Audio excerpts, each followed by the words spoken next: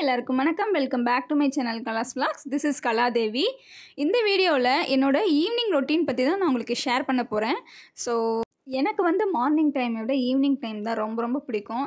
ஏன்னா ஈவினிங் வந்து கொஞ்சம் ரிலாக்ஸாக இருக்கிற மாதிரி தோணும். மார்னிங் வந்து கொஞ்சம் பிஸியாகவே போயிட்டுருக்க மாதிரி இருக்கும். ஸோ நம்ம மார்னிங் வந்து எல்லா ஒர்க்கையும் முடித்து வச்சுட்டு ஈவினிங் வந்து நமக்கு ஒர்க்கே இருக்காத மாதிரி இருக்கும். நைட்டுக்கு ஒரு சட்னி ஏதாவது ஒன்று அது மட்டும் பண்ணிக்க வேண்டியது தான். மற்றபடி நமக்கு ஒர்க்கு ரொம்ப பிஸியாலாம் போயிட்டுருக்காது. அப்படி ஒர்க்கு ஏதாவது இருந்தால் கூடவே செய்கிறதுக்கு எனக்கு ஒரு இன்ட்ரெஸ்ட் இருக்கும்.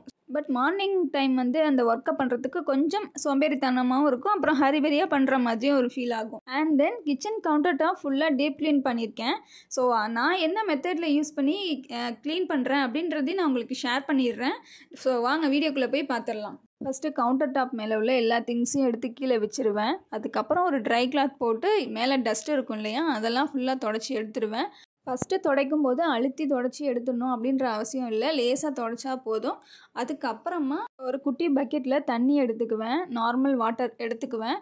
அது கூட வந்து சர்ஃப் எக்ஸல் பவுடர் இருக்கு இல்லையா, அதை வந்து ஒரு டீஸ்பூன் வந்து போட்டுக்குவேன். இதில் வந்து நான் ஃபஸ்ட்டு பவுடர் போட்டுட்டு அதுக்கப்புறமா தண்ணி பிடிச்சிக்கிறேன். ஸோ எப்படினாலும் பண்ணலாம். போட்டுட்டு நல்லா ஃபுல்லாக நம்ம கை வச்சு கலக்கிட்டு ஒரு துணியை வந்து அதுக்குள்ளே போட்டு நல்லா முக்கி எடுத்துக்கணும். அந்த தண்ணி நுரையா இருக்கும் இல்லையா, அந்த நுரையை எடுத்து அங்கங்கே தெளித்து விட்டுக்குவேன் கவுண்டர் டாப் மேலே. ஏன் தெளித்து விட்றேன் அப்படின்னா, எனக்கு ஸ்க்ரப்பர் போட்டு தேய்க்கிறதுக்கு ஈஸியாக இருக்கும். நான் வந்து ஸ்க்ரப்பர் தான் யூஸ் பண்ணி ஃபுல்லாக தேய்ச்சி எடுத்துருவேன். அதுவும் இரும்பு நார் போட்டு தான் தேய்ப்பேன். இரும்பு நார் போட்டு தேய்க்கிறதுக்கு துணி எதுக்கு எடுத்து வச்சுருக்கீங்க அப்படின்னு நீங்கள் கேட்கலாம். நான் இரும்பு நாரில் ஃபஸ்ட்டு ஃபுல்லாக தேய்ச்சி எடுத்துருவேன். ஏன் அப்படின்னா ஸ்டெயின்ஸ் வந்து அதிகமாக அதில் இருக்கும். அது வந்து ஸ்க்ரப்பர் போட்டால் மட்டும்தான் நல்லா நமக்கு ஃபுல்லாக க்ளீனாக வரும். அதுக்கப்புறமா வந்து அந்த கிளாத் வச்சு ஃபுல்லாக தொடச்சி எடுத்துருவேன். ஸோ இந்த மாதிரி நம்ம தொடச்சி எடுக்கும்போது அந்த சோப்பு தண்ணி வந்து நமக்கு அழுக்காயிடும். ஸோ அதை கீழே ஊற்றிட்டு நார்மல் வாட்டர் மறுபடியும் பிடிச்சிட்டு ஃபுல்லாகவே கவுண்டர் டாப் ஃபுல்லாக எங்கெங்கெல்லாம் க்ளீன் பண்ணணும் நார்மல் வாட்டர் போட்டு ஃபுல்லாக க்ளீன் பண்ணி எடுத்துருவேன்.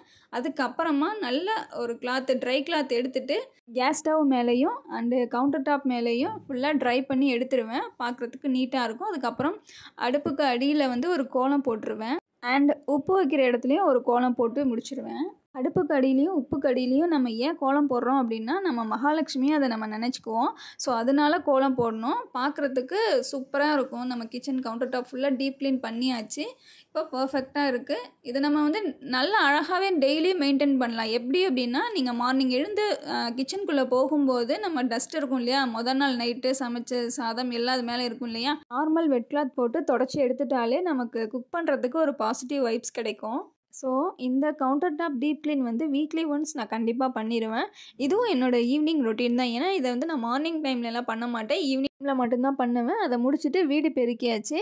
வீடு பெருக்கும் போதே ரொம்ப ஸ்வெட்டிங் ஆச்சு. நான் தான் சொன்னேன் இல்லையா, கிளைமேட் சேஞ்ச் ஆகிடுச்சு அப்படின்னு சொல்லிட்டு. அதனால அந்த டைமுக்கு ஒரு ஃபேஸ் வாஷ் பண்ணிக்கிட்டேன். ஏன்னா ரொம்ப ஹாட்டாக இருந்துச்சு, ஸ்வெட்டிங்கும் பயங்கரமாக இருந்தது. ஃபேஸ்க்கு ஒரு பேக் போடலாம் அப்படின்னு தோணுச்சு. ஏன் ஃபேஸ்க்கு பேக் அப்படின்னா, சன் டேன் வந்து கொஞ்சம் அதிகமாக இருந்த மாதிரி தெரிஞ்சுது ஃபேஸில். ஸோ அதனால் பச்சரிசி மாவு அண்டு கர்டு ரெண்டுத்தையுமே கலந்து எடுத்தாச்சு. சிம்பிள் தான் இது, நமக்கு ஈஸியாக எல்லார் வீட்லேயும் கிடைக்கக்கூடியது தான். ஸோ அது ரெண்டு மட்டுமே வச்சு நம்ம எப்படி டர்னை ரிமூவ் பண்ணிக்கலாம் அப்படின்ற மாதிரி பார்க்கலாம். அதை மட்டும் நம்ம ஃபுல்லாக ஃபேஸ் ஃபுல்லாக அப்ளை பண்ணிவிட்டு ஒரு 15 to 20 minutes காய வச்சுட்டு அதுக்கப்புறமா நம்ம ஃபேஸ் வந்து நார்மல் வாட்டர் யூஸ் பண்ணி வாஷ் பண்ணிட்டோம் அப்படின்னா நல்ல பிரைட்னஸ் கொடுக்கும்.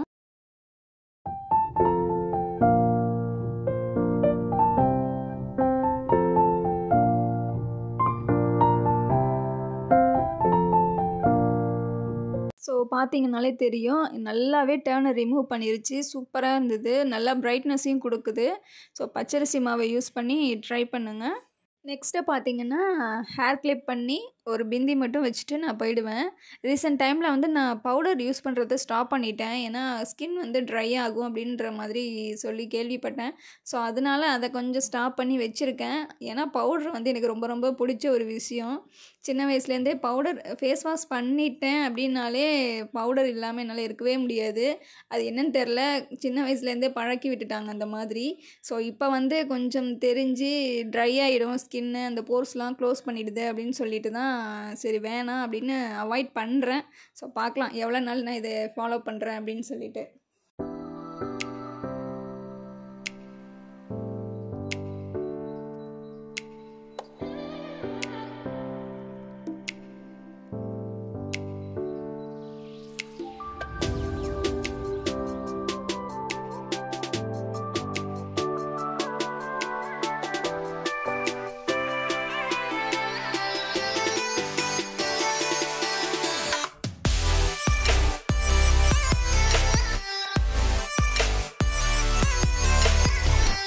ரீசெண்ட் டைமில் வந்து வீடு ஃபுல்லாக ஒட்டடை அடித்ததுனால பெட் ஸ்ப்ரெட் வந்து கொஞ்சம் டஸ்ட் ஆகிடுச்சு. ஸோ அதனால் துவைக்கிறதுக்கு எடுத்து போட்டாச்சு.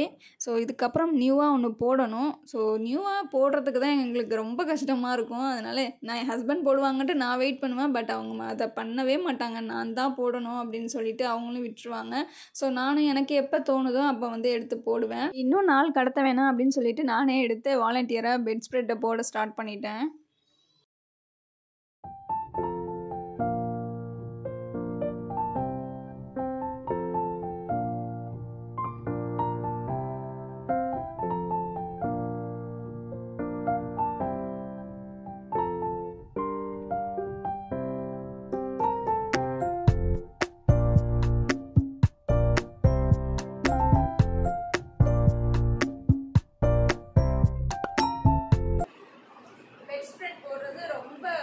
கஷ்டமான டாஸ்க்குங்க எங்கள் வீட்டில். என் ஹஸ்பண்ட் கிட்ட கேட்டால் சுத்தமாக போட்டு தர மாட்டாங்க. ஏன் அப்படின்னா நீ இருக்கல நீ போட்டுப்ப அப்படின்னா நான் விட்டுட்டேன். ஸோ அந்த மாதிரி சொல்லி சமாளிக்கிறது. நம்மளும் சரி பாவம் அவங்க வேலையிலேருந்து வராங்களே அலுப்பாக இருக்குமே அப்படின்னு சொல்லிட்டு நம்மளும் சரி ஓகே அவங்க வர்றதுக்குள்ள நம்ம போட்டு வச்சிடலாம் அப்படின்னு போட்டுருக்கோம். பட் போட்டதுக்கு அப்புறமாவது அதை நீட்டாக வச்சுருப்பாங்கன்னு பார்த்தா அது கிடையவே கிடையாது. இப்போ நான் போடுறேன் அப்படின்னா நாளைக்கு காலையில் அப்படியே ஃபுல்லாக எடுத்துருவாங்க. தலைவாண்டி தனியாக இருக்கும், அந்த உரம் தனியாக கிடக்கும். இதுதான் நமக்கு வேலை. டெய்லியும் அதை நீட் பண்ணி அரேஞ்ச் பண்ணி வைக்கிறது நமக்கு வேலை. எல்லாரும் வீட்லேயும் இப்படி தான் இருக்கும்னு நான் நினைக்கிறேன்.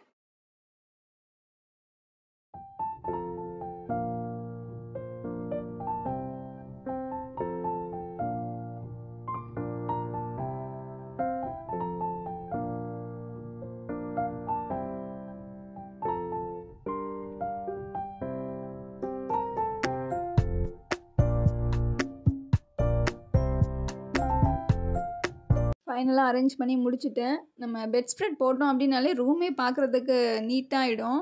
ஸோ அந்த ஒர்க்கை முடிச்சுட்டு அதுக்கப்புறம் வீட்டில் துணி கொஞ்சம் நிறைய இருந்தது மடிக்க வேண்டியது, அதையும் வச்சு மடித்து முடித்தாச்சு. துணி மடிக்கிறது அதெல்லாம் என்னோடய ரெகுலர் ரொட்டீனில் வந்துடும்.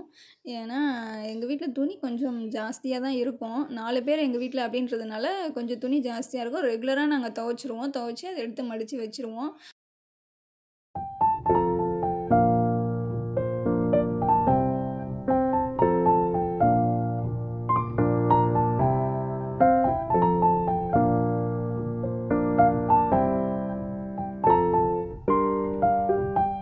மேங்கோ வந்து எனக்கு முன்னாடி ரொம்பலாம் பிடிக்காதுங்க. ஆனால் சாப்பிட்ருக்கேன்.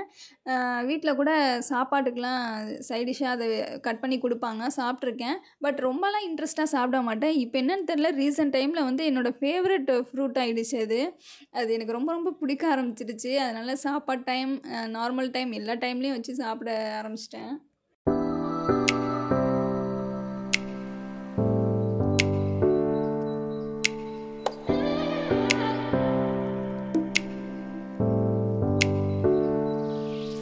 என் ஹஸ்பண்ட் வந்து ஒர்க் பண்ணுறதுக்கு கரெக்டாக இந்த டேபிள் தான் யூஸ் பண்ணிகிட்ருக்காங்க. இது டேபிள் அப்படின்னு சொல்ல முடியாது, ஷார்ட்டாக இருக்குது, ஸ்டூல் மாதிரி இருக்குது. பட் இதில் சம் ஃபெசிலிட்டிஸ் கூட இருக்குது. அது எங்களுக்கு ரொம்ப பிடிச்சிருந்தது, கன்வீனியண்ட்டாகவும் இருந்தது.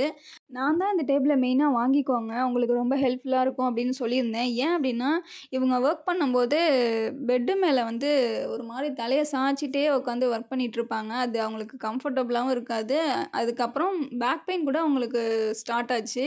ஸோ இது வந்து ரொம்ப யூஸ்ஃபுல்லாக இருந்தது. கீழே உட்காந்து பண்ணுறாங்க, முதுகு வந்து வளைக்காமல் ஸ்ட்ரைட்டாக வச்சு பண்ணுறாங்க. எனக்கு அது ரொம்பவே ஹாப்பியாக இருந்தது.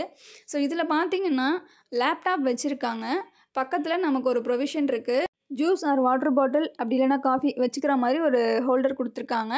தென் ஐபேட் அண்ட் மொபைல் வச்சுக்கிற மாதிரியும் ஒரு ஸ்டாண்ட் மாதிரி ஒன்று கொடுத்துருக்காங்க. இது ரொம்ப ஹெல்ப்ஃபுல்லாக இருக்குது, இவங்களுக்கு ஒர்க் பண்ணுறதுக்கு ரொம்பவே யூஸ்ஃபுல்லாகவும் இருந்துச்சு.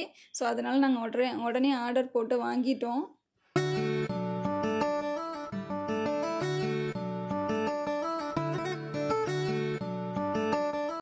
இன்றைக்கி நைட்டு டின்னருக்கு சப்பாத்தி வித் குருமா. ஸோ அதுக்காக மாவெல்லாம் ரெடி பண்ணிகிட்ருக்கேன். சப்பாத்தி வந்து எனக்கு ரொம்ப பிடிச்ச ஒரு டிஷ்ஷுங்க. ஏன்னா எனக்கு பூரி வந்து அவ்வளோவா பிடிக்காது, அது ஆயிலி ஃபுட்டு. அது மட்டும் இல்லாமல் எனக்கு அது சாப்பிட்டாலே ரொம்ப ஒரு மாதிரி தகட்ட ஆரம்பிச்சிடும். பட் சப்பாத்தி அப்படின்னா நான் நிறையா சாப்பிடுவேன், எனக்கு ரொம்ப ரொம்ப பிடிச்ச ஒன்று. ஸோ அதுதான் ரெடி பண்ணிகிட்ருக்கேன். சப்பாத்திக்கு மாவு பிசையும் போது சுடு தண்ணியை வச்சு ஊற்றி பிசைஞ்சோம் அப்படின்னா சாஃப்டாக வரும் அப்படின்னு சொல்லுவாங்க. பட் நான் சுடு தண்ணி ஊற்றிக்க மாட்டேன், நார்மல் கோல்டு வாட்டர்லேயே தான் பிசைவேன். பட் எனக்கு சாஃப்டாக தான் வரும். சுடு தண்ணி ஊற்றுனீங்க அப்படின்னா இன்னுமே சாஃப்டாக வரும் அப்படின்னு நான் கேள்விப்பட்டிருக்கேன். ட்ரை பண்ணி பாருங்கள்.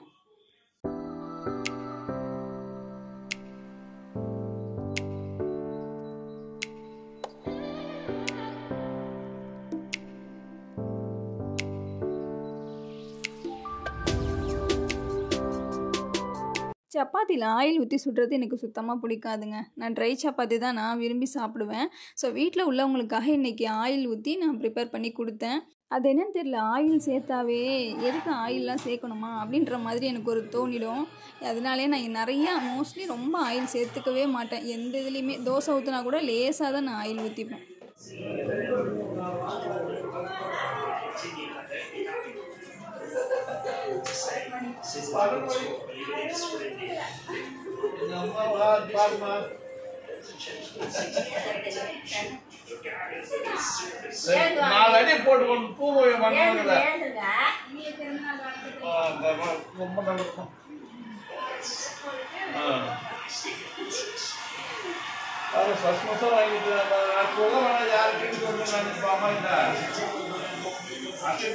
இன்றைக்கி வந்து எங்கள் மாமாவுக்கு பர்த்டேங்க.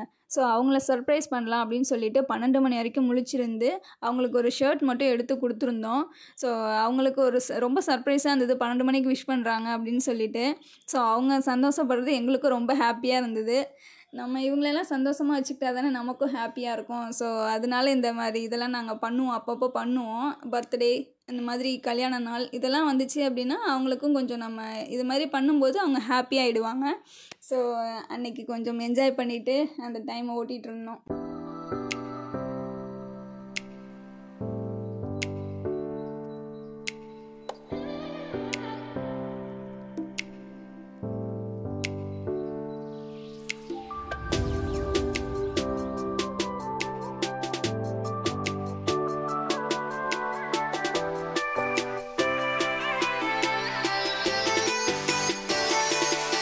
மார்னிங் எழுந்து ட்ரெஸ் எல்லாம் போட்டு கோயிலுக்கு போய் சாமி கும்பிட்டு வந்துட்டாங்க மாமா.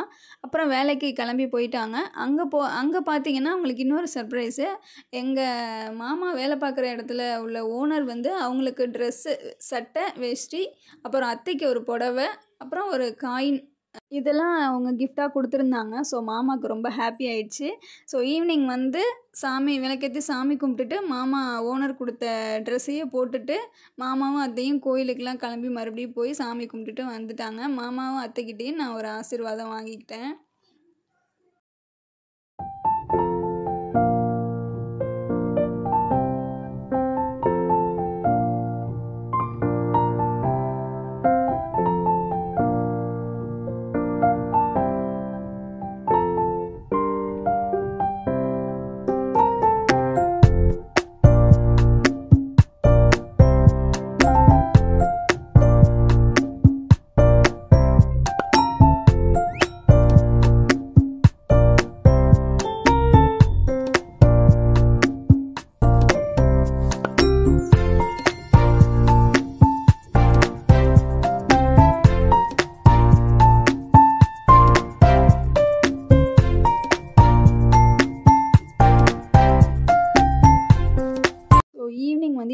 ஹஸ்பண்டுக்கு கொஞ்சம் ஒர்க் இருந்ததுனால கிளம்பி போயிட்டாங்க.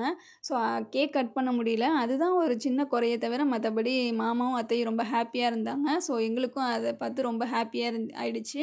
இந்த வீடியோவில் என்னோடய ஈவினிங் ரொட்டீன்ஸ்லாம் பார்த்துருப்பீங்க. ஹோப் இந்த வீடியோ உங்கள் எல்லாருக்கும் பிடிச்சிருக்கும் அப்படின்னு. இந்த வீடியோ பிடிச்சிருந்தால் லைக் பண்ணுங்கள், ஷேர் பண்ணுங்கள், மறக்காமல் நம்ம சேனலை சப்ஸ்கிரைப் பண்ணிக்கோங்க. அப்போ தான் நான் போடுற எல்லா வீடியோஸும் உங்களுக்கு நோட்டிஃபிகேஷனில் காமிக்கும். இன்னொரு இன்ட்ரெஸ்டிங்கான வீடியோவில் மறுபடியும் உங்கள் எல்லாரையும் நான் மீட் பண்ணுறேன். தேங்க்யூ, பாய்.